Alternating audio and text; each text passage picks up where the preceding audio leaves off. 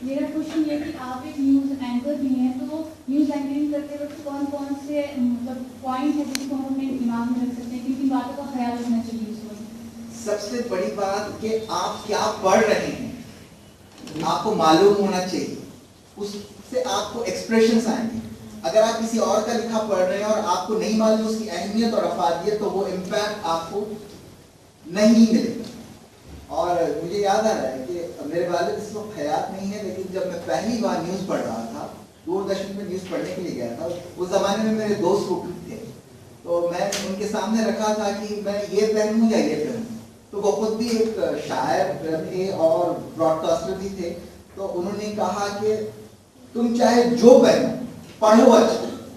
तो यानी ये दूसरी बातें ज़ेली हैं, मेकअप, कपड़े वगैरह, असल चीज कि आप किस तरह कन्वे कर रहे हैं और खुद आप क्या उस खबर को समझते हैं, क्या आप जो कह रहे हैं आप खुद उससे वाकिफ हैं, तब कहीं आप एक्सप्रेशंस दे सकते हैं और वो नेचुरल लगेगा। और जब आप किसी और का लिखा पढ़ रहे हैं और वाकिफ नहीं है, तो आप बिल्कुल भी अपना कोई तासुर नहीं दे सकते और कोई अपनी छाप एक न्यूज एडिटर की हैसियत से नहीं छोड़ सकते और कोई इमेज नहीं बना सकते। आपको मालूम होना चाहिए कि आप क्या पढ़ रहे हैं। कॉल कहाँ पर लेना है या कुछ स्टॉप कहाँ पर करना है, बात को कहाँ पर खत्म करना है, इस पॉइंट ऑफ व्यू से किस तरह से? जिस तरह आप बात कर रही हैं वैसे ही होना चाहिए। You should be what you are, natural रहना चाहिए। कोई अदाकारी तसन्नो नहीं होना चाहिए, ना गुफ्तगू में होना चाहिए, ना पेशे में होना चाहिए। जो आप हैं वो हैं, you are like you should be what you are. कोई अदाकारी नहीं, नेचुरल रहना चाहिए और नेचुरल रहने पर ही आपका कोई अंदाज बन सकता है।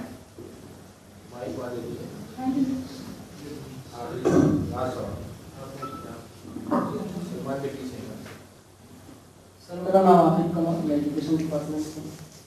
सर ये पूछना है कि कभी कभी अखबार में हम जो न्यूज़ पढ़ते हैं तो उसमें शुरू में जो बात कही गई है वो लास्ट में हमें मिलती है, ठीक है। तो ये ज़्यादातर हमें जैसे कोई एक्सीडेंट हुआ या इस तरह के वाक़यात मिलते हैं, और कभी कभी हमने एक रिपोर्ट तैयार करके दिया तो उसमें इस तरह से एडिटिंग की गई वो हमने पढ़ा दिया तो वो काफ़ी छोटी हो गई, ठीक है। तो किस नज़रिए से देख करके उसको छोटा किया गया या इसको बार बार रिपीट किया जाता है, कैसे?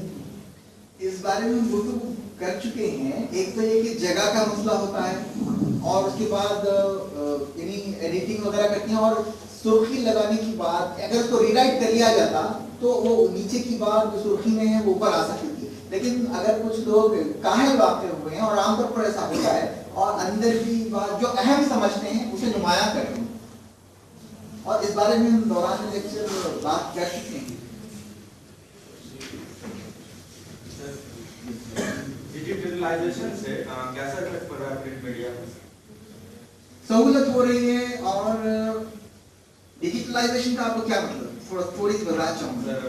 फेसबुक हुआ, ट्विटर हुआ और जो सोशल मीडिया ये इससे पहले इसी तरह का सवाल आया था और इससे मालूमात तो मिल रही है, लेकिन जितनी मालूमात हमको जल्द मिल रही है, लेकिन यानी जैसे कि 100 अगर खबरें आपके पास सोशल मीडिया से आई हैं तो उसमें 50-60 सही हो सकती हैं, लेकिन 40 गलत होने का भी अंदेशा है। कई लोग गैर जिम्मेदारी से कुछ ना कुछ फैलाते हैं, दुश्मनी की वजह से, हंसी मजाक में या किसी और वजह से।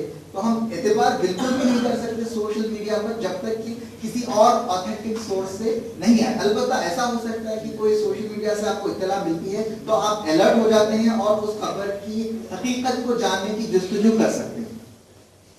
तो इसका इतना फायदा हुआ है कि कुछ अलर्ट हो जाते हैं। लेकिन हम अगर सोशल मीडिया से कोई खबर मिलती है तो ऐसा कोई भी नहीं कर सकता कि उसे मिनवान छाप दिया, वो तहम्मिल नहीं हो सकते इदारे इसके ऐसी गलत। मैं चाहूँगा कि मेरा साथ शुक्रिया आप तमाम।